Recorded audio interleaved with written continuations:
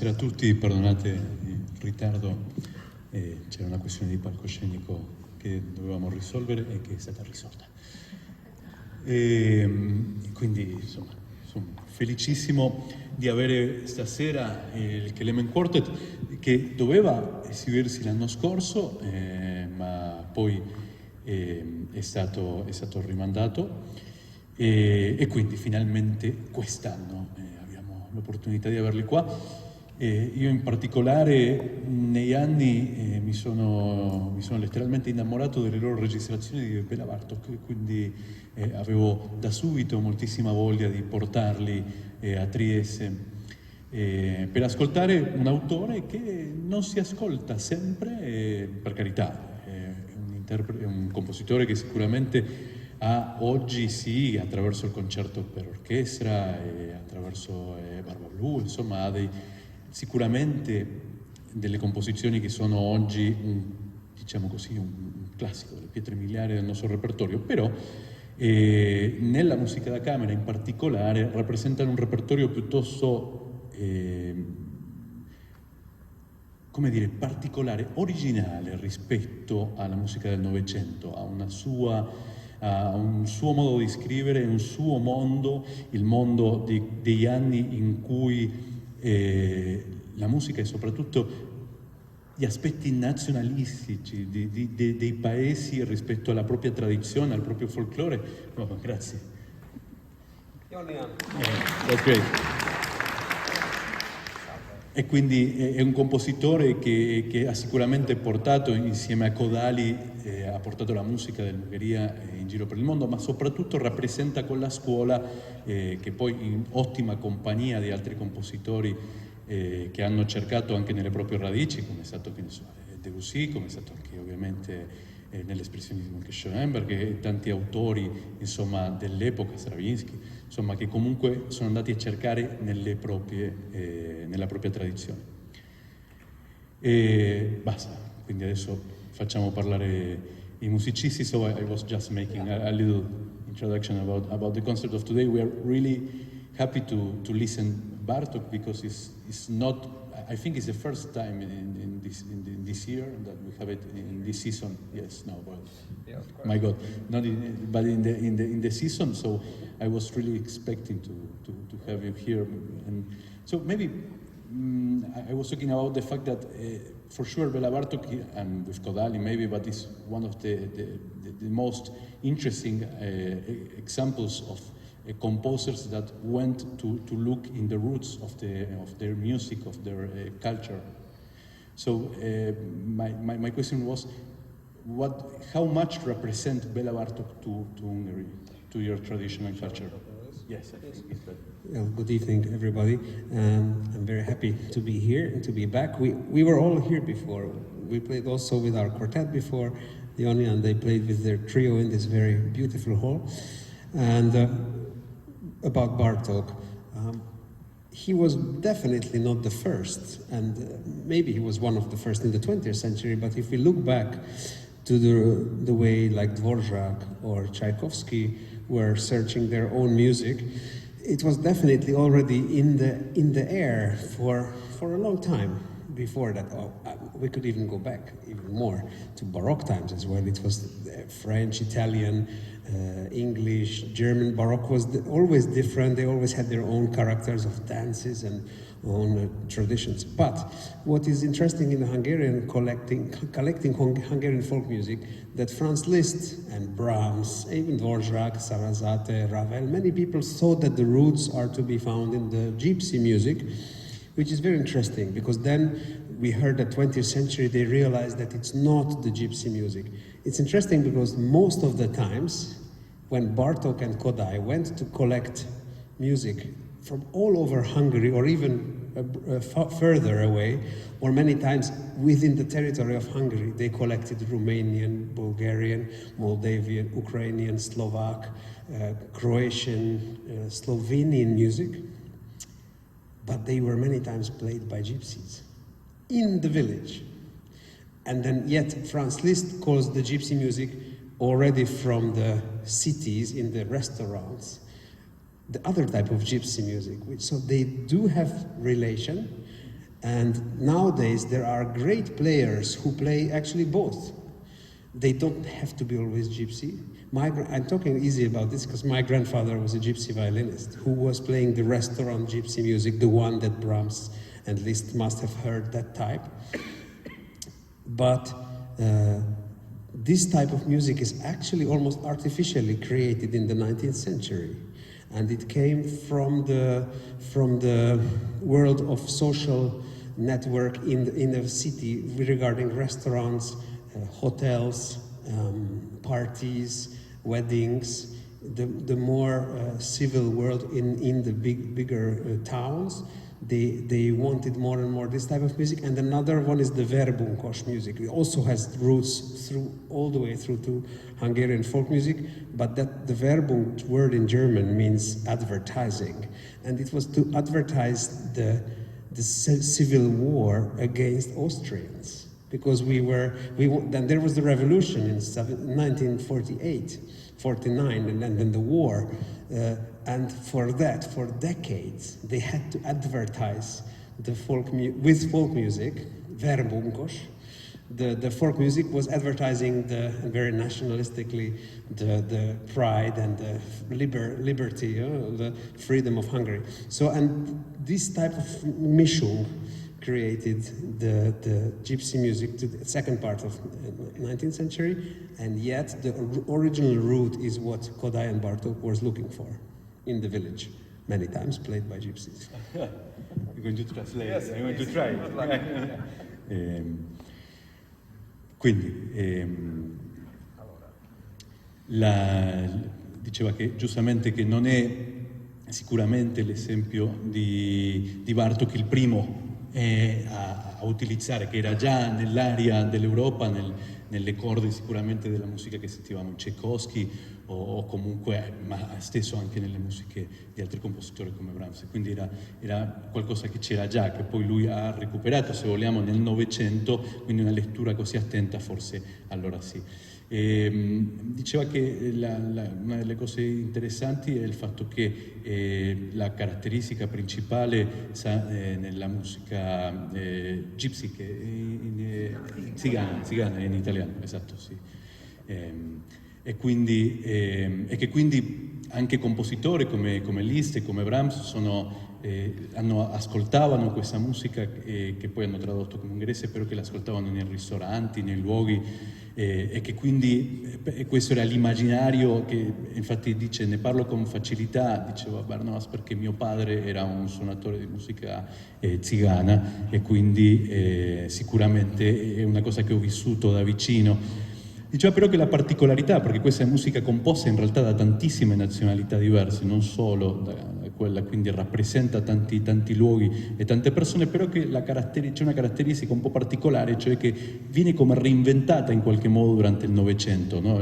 C'è un'immagine anche diversa, e tra le motivazioni del perché raccontava molto interessante che c'era questo aspetto di utilizzarla anche come propaganda, per raccontare il nazionalismo del paese rispetto agli austriaci, rispetto a ai paesi da cui dopo si sono indipendizzati, no? E quindi durante la guerra. Quindi si è creata questa sorta di immagine rispetto a questa musica, quindi il Novecento vive anche questa bipolarità in qualche modo, questa altra immagine di questa musica che poi viene ricreata artificialmente di nuovo durante il Novecento e che però in questa cosa vivono anche Kodály e Bartók, che vanno però a cercare poi la radice di tutto ciò e quindi a cercare la tradizione più particolare. So, and in which way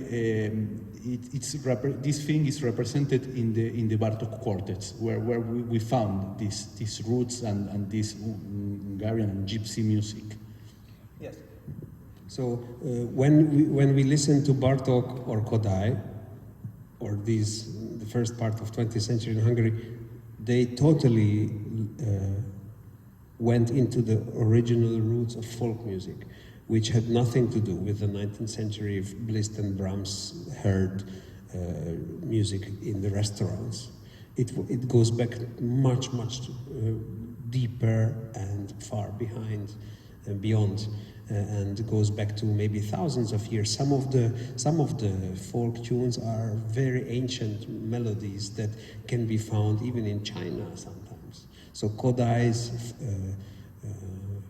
choir works, they traveled in the communism to China, and when they were in Uyghurs' lands, little children were singing together a choir that Kodai just took from an old melody, and they said, we know this melody. So this is very, very special and interesting. So these old tunes, which is also beautiful, is that it moves, the melody moves between nations. And there are several folk tunes that have 3 different languages, 3 different texts, one in Romanian, one in Hungarian, one in Slovak language.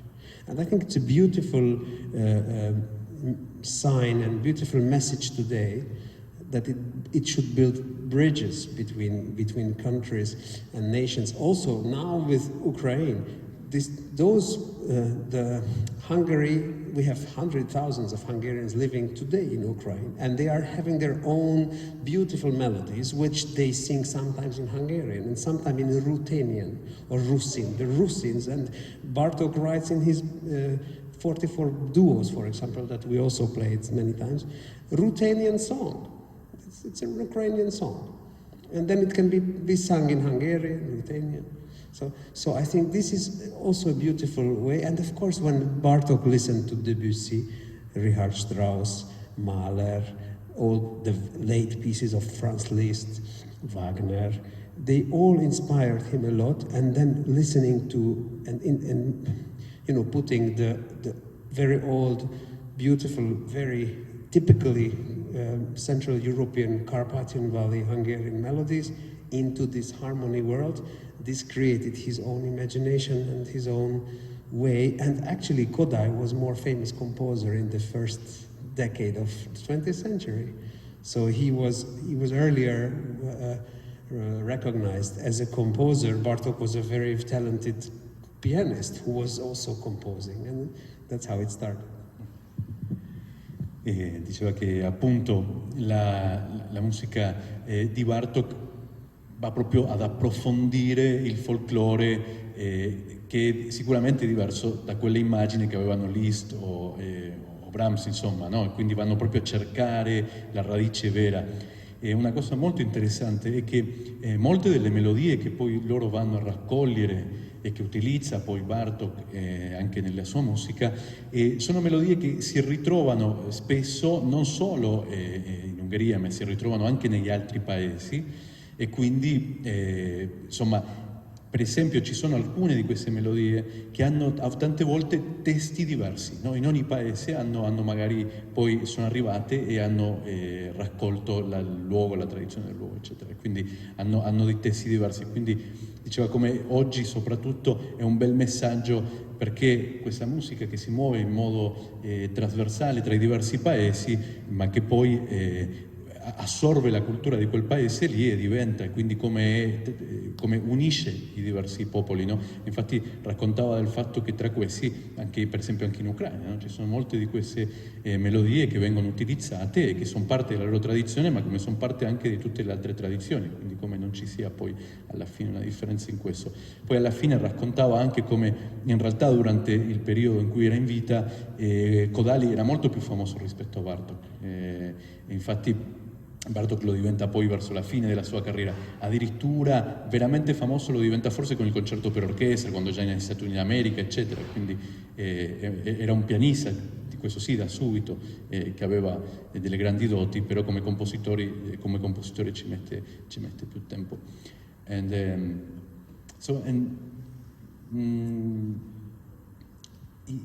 the first part we have just a different word, another word in Haydn, but it's a different word, but I think it has a bridge between them, because in the structure of Bartók way of composing, there is more of Haydn, maybe of another composers of living in that times, no? Because it's like after the first war, as others, he tries to go and look for like neoclassical things, and the structure of some things are quite similar. So an easy question: if there is why do you put that Haydn quartet there, and if you choose it for a reason? And I would like Yoni to speak more of Haydn, because they are incredible. They have a fantastic trio named after my son. Oh no, but it's the trio Gaspar, and my son is also called Gaspar, and he's the godfather of Gaspar. But no, it's another son. Sorry, it's Zygmunt who's his godfather. I'm sorry, it's another one. We have 4 children with my wife. My wife will play the viola in the quartet. So. But what I want to say is just a little thing, that the whole style of string quartet was established by Haydn. And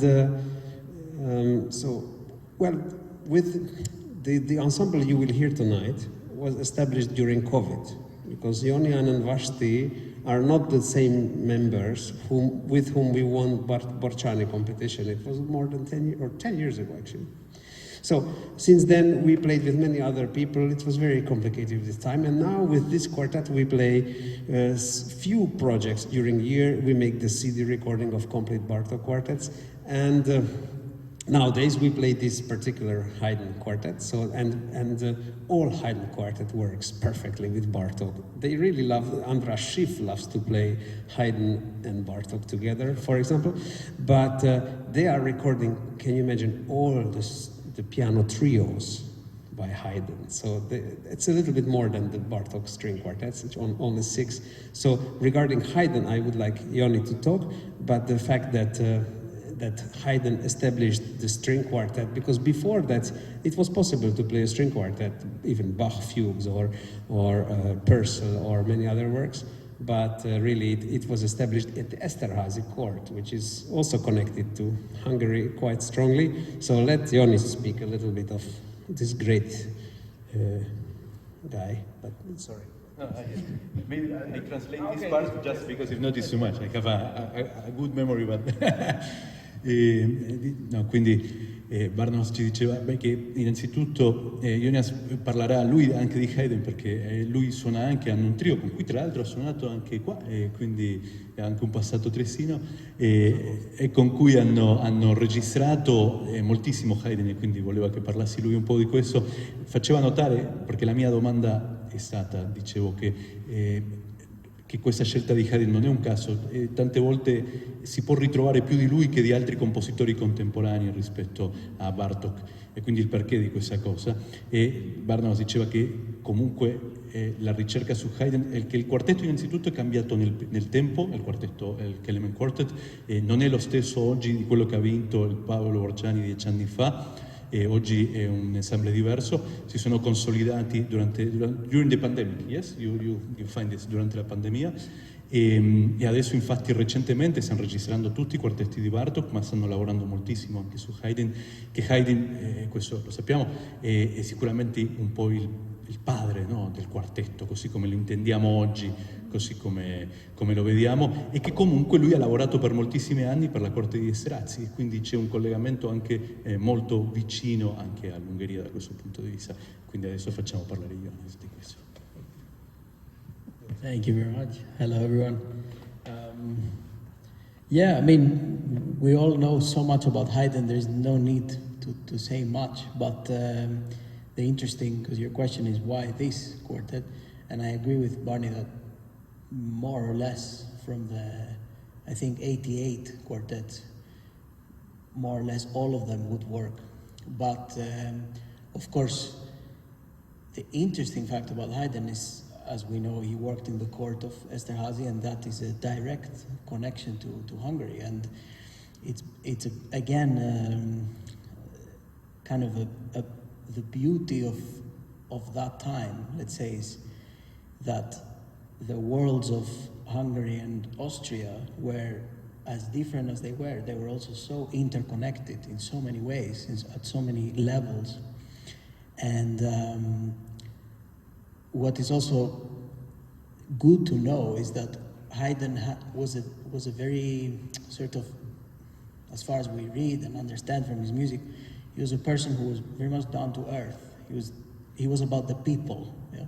And it's nice I always like to remember that, he worked at the court of Esterházy, but he worked with simple musicians. The musicians were either they must have been Hungarian or they must have been Austrian.